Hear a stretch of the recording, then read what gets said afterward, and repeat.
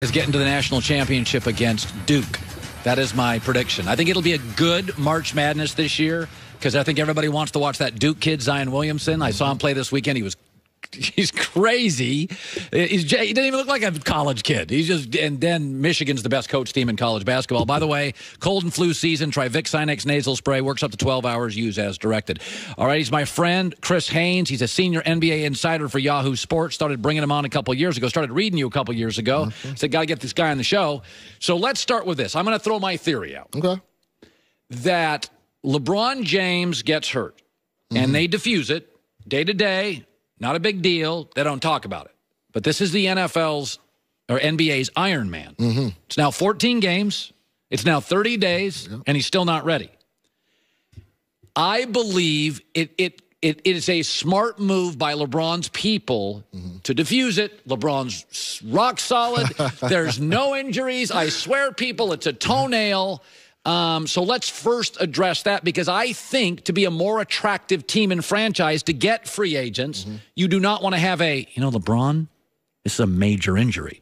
You talk to Rich Paul, part of the Clutch Sports Group, represents LeBron. What are they saying? Well, he said this injury was always a 4 to 6 week period.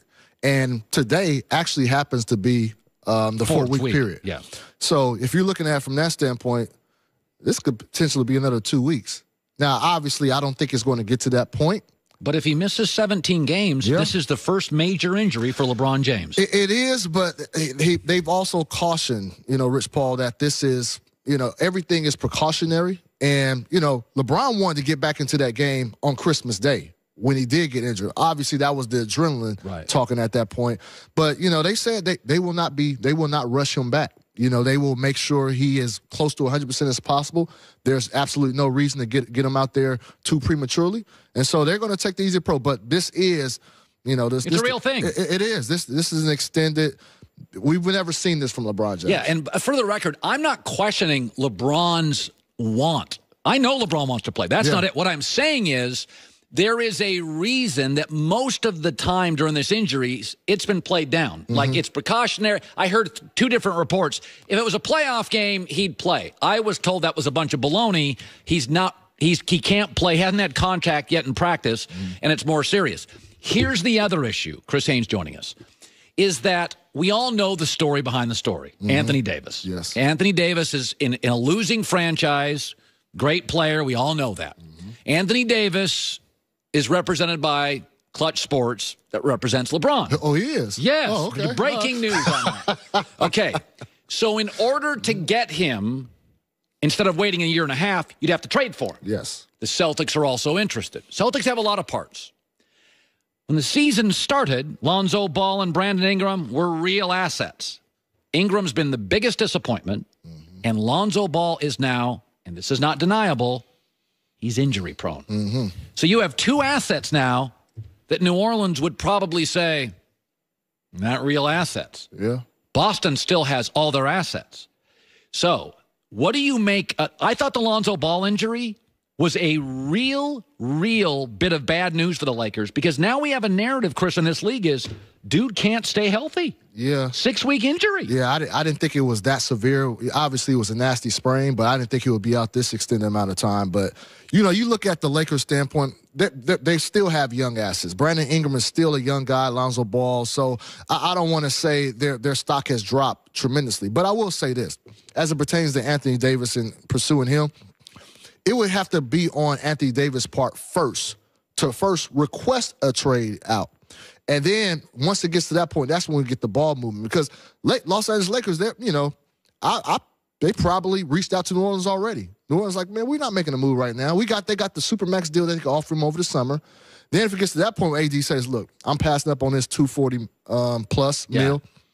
Then New Orleans has to say, all right, we got to reverse course. By the way, of course they want to keep him as long as they can. He's good for attendance. Yeah, he's good for marketing. New Orleans they want this thing to go as long as they can to keep him in town and convince him. But it's on AD's part first.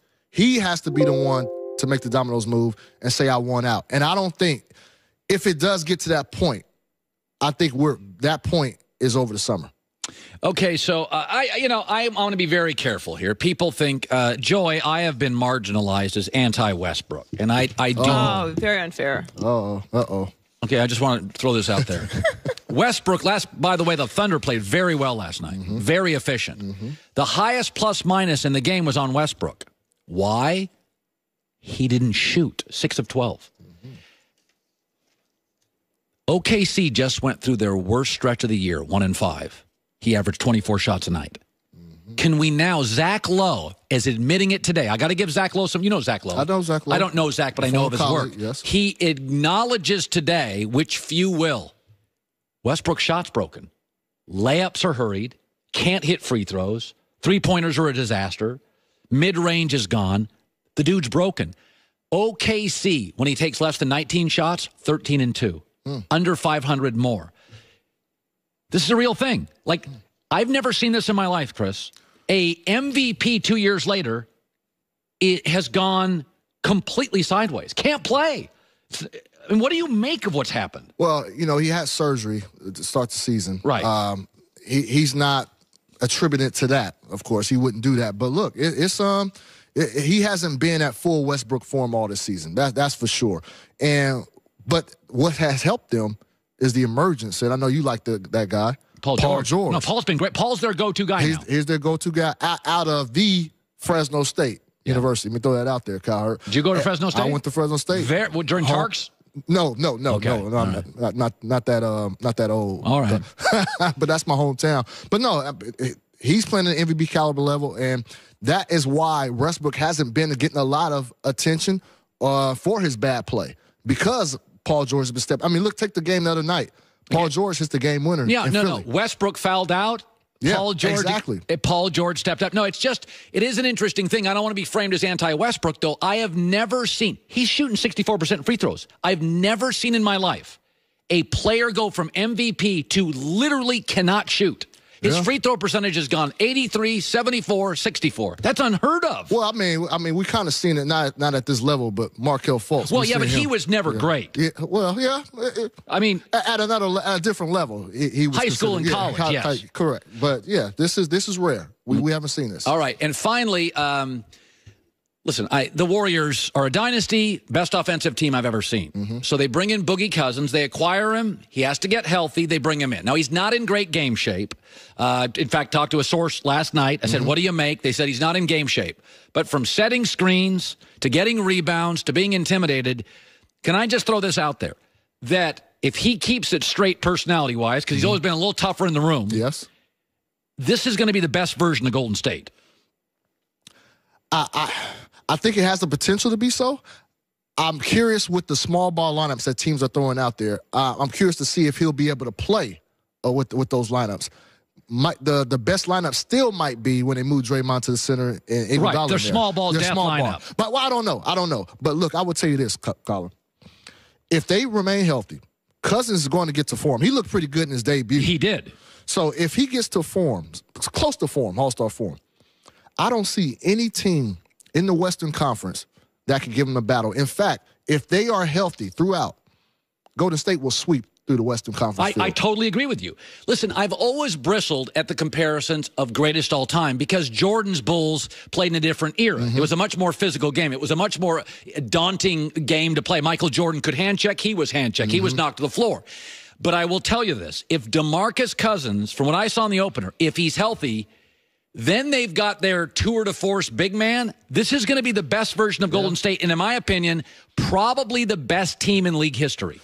I mean, look, they will be up there. It'll surely be up for debate. And I think, like I said, I'll probably get killed for saying that going through the Western Conference field. But if you look at the landscape of the Western Conference, like, who really can go out there and give them a legitimate threat? Well, nobody can beat them over a series. What you're saying is, and I don't think you're wrong, when you add the physical component and size and talent of Boogie Cousins, and the other thing is, he is a great screen setter. Yep. Clay off a screen, Steph off a screen. I mean, you don't want Durant off a screen. You don't want any part of this team. And for the first time in a while, I think Golden State's true threat, assuming they get there, their truest threat is in the East. I agree with you. It's in the East for the first time in a while. Yeah. And for the record, Boston's now, Kyrie now playing really well. Yeah. It's taken him a while. You got Kyrie back. You had different personalities. The star is back with the emerging young players. Boston looks like, I know Milwaukee, I know Toronto, but I did say before the season I thought Boston could beat Golden State. I did over a 7-game series because I thought Boston would have home court advantage in the weaker East. Okay. But I think if this Boogie Cousins thing works, Golden State's going to lose about 4 games the rest of the way. No, they look serious. And you sleeping on Toronto, it sounds like, over there. Come on. I can't do that, Colin. I can't do that. The baby dinosaur, LeBron, extinction. He's not in the East anymore. He's not in the East. That's a new team. Kawhi's over there, Colin. Come on, give us some respect. Give Canada some love. Canada has wonderful people. But in April and May, they do not advance in the playoffs. It's a wonderful country. I went there this summer. I love Canada. I just don't love them in the NBA playoffs. I don't know if you're going back anymore, man. All right, Chris. Great seeing you, bud. Thanks, my guy. Enjoy with the news. No. Turn on the news. This is the Herdline News. I keep telling you the baby dinosaurs are different teams. I know. Here. Yeah, I keep everybody. Listen, at some point, there are franchises like the Chargers. And everybody liked the Chargers, but you and I were like, they're going to go to New England, and this is not going to work. And they're still the Chargers, though. Certain franchises shrink, and they get to big games, and they just, and then certain franchises, Kansas City, by the way, in the NFL, Cincinnati in the NFL, Chargers, they tend to just shrink a little. Kansas City has Patrick Mahomes now, and the Raptors have Kawhi